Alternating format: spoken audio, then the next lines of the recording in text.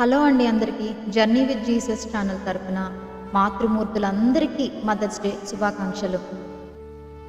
పెద్దలు అంటారు కదా, దేవుడు ప్రతి చోట ఉండలేక తల్లులను పంపించారని. దేవుడు తన ప్రేమను తల్లి ద్వారా చూపిస్తాడంట. ఆ ప్రేమ తిరిగి ఏమీ కోరుకోదు, ఎంతో స్వచ్ఛమైనది, నిస్వార్థమైనది. ఆ ప్రేమలో త్యాగం ఉంటుంది. కొన్నిసార్లు పదాలు కూడా సరిపోవు ఆ ప్రేమను వర్ణించడానికి.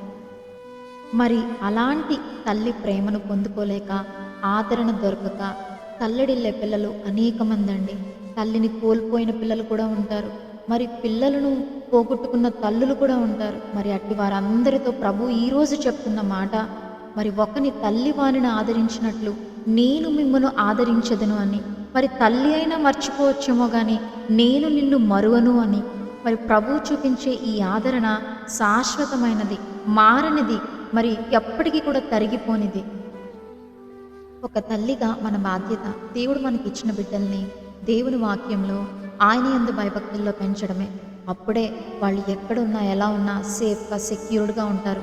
అనేక మందికి ఆశీర్వాదకరంగా ఉంటారు. దేవుడు తల్లులుగా మనందరికీ అట్టి జ్ఞానమును, శక్తిని, బలమును అనుగ్రహించునుగాక. Once again happy mother's day. Thank you. God bless you.